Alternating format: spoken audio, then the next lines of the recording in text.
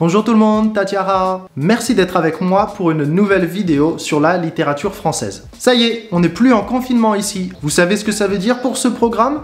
Bah rien du tout. On continue comme d'habitude. Enfin, pas tout à fait comme d'habitude dans le cas de cet épisode. Je vais vous parler d'un homme que les gens nés après 1980 ne connaissent pas très bien. Et pourtant, ce monsieur a laissé une marque indélébile dans la culture française. Aujourd'hui, je vous présente le plus grand dialoguiste du cinéma français, Michel Audiard.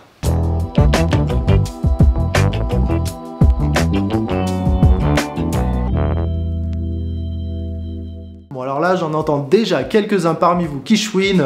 Oui, mais est-ce que le cinéma c'est vraiment de la littérature, patati patata? Alors oui, déjà, le cinéma pour moi, c'est de la littérature. Tout part de l'écriture. Un film, ça s'écrit, on est d'accord. Mais là, ce n'est pas que ça. Michel Audiard, en plus d'avoir été dialoguiste, scénariste et réalisateur, il a été romancier.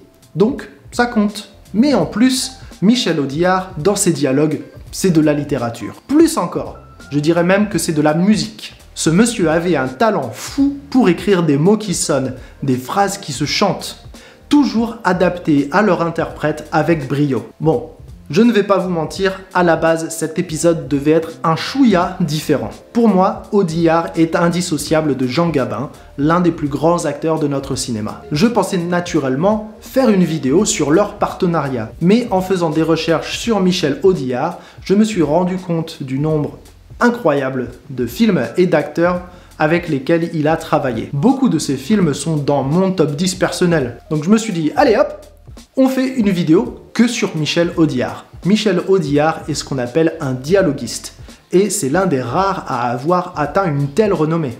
Il est notamment l'un des noms les plus marquants du cinéma des années 50-60 en France. Il s'est fait connaître au fil de collaborations avec des réalisateurs comme Gilles Grangier et Georges Lautner, et avec des acteurs mythiques tels que Jean Gabin, Jean-Paul Belmondo, Lino Ventura, et l'un des acteurs les plus doués de l'histoire de notre beau cinéma, Bernard Blier. Que des géants quoi. Et là vous allez me demander, Baptiste, qu'est-ce qui fait qu'un dialoguiste devient célèbre? Bonne question. Il y a plusieurs raisons au succès de Michel Audiard. D'une, Michel Audiard écrit des dialogues qui sentent bon la gouaille parisienne de l'époque. C'est très moqueur, insolent, râleur, et c'est juste une pure merveille à l'oreille. De deux, comme on l'a vu, il a écrit pour de très bons acteurs. Mais surtout, il a écrit selon ses acteurs. Il n'écrit pas de la même façon pour Gabin et Blier, mais quand les deux sont dans la même scène, ça fait des miracles. Et de trois, un très grand nombre de ses répliques sont devenues cultes. Sans rire, ça fait 50 ou 60 ans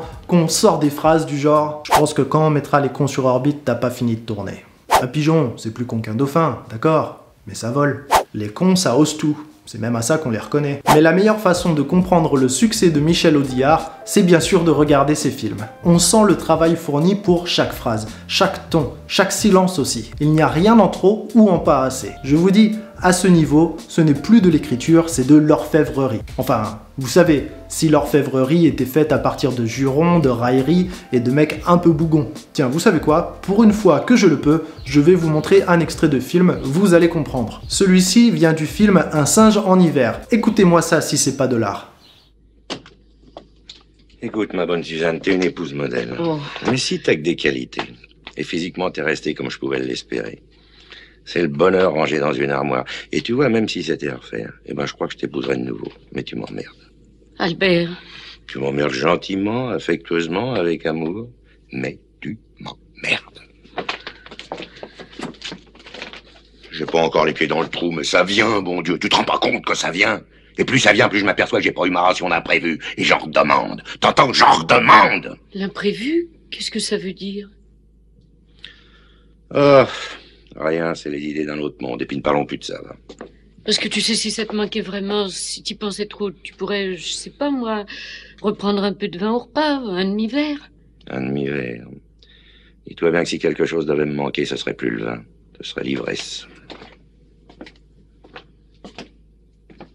Même sans forcément comprendre le français, je suis sûr que c'est beau. Un singe en hiver, c'est l'un des films avec les dialogues de Michel Audiard les plus connus. Mais il y en a tellement que ça devient difficile de faire le tri. Non mais attends, regarde-moi le palmarès un peu.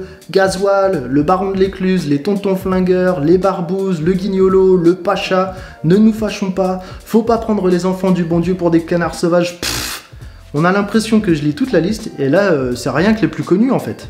Ça en fait des heures de film où chaque phrase est une gemme. Donc, pour vous faciliter la tâche, je vous donne mon top 3. En 3, Un singe en hiver. Pas mon film préféré dans son ensemble, mais tellement de bonnes répliques. Celle du dernier vers, par exemple, elle est juste incroyable. En 2, Le Baron de l'Écluse. Bon, déjà, celui-là, il se passe un petit peu en Normandie, donc ça commence bien.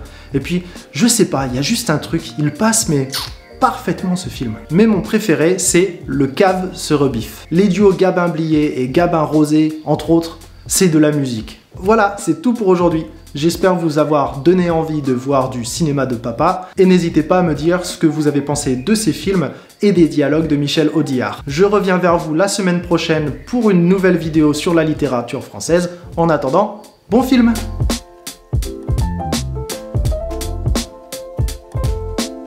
Ah, je vous ai pas dit, en faisant mes recherches sur Michel Audiard, j'ai vu qu'apparemment, parmi ses admirateurs, il y avait Alexandre Astier. J'ai pas trop le droit de vous parler de ce monsieur, parce que j'ai tendance à m'emballer un petit peu. Mais je voulais juste dire que ça me fait très plaisir de savoir qu'il aime Michel Audiard.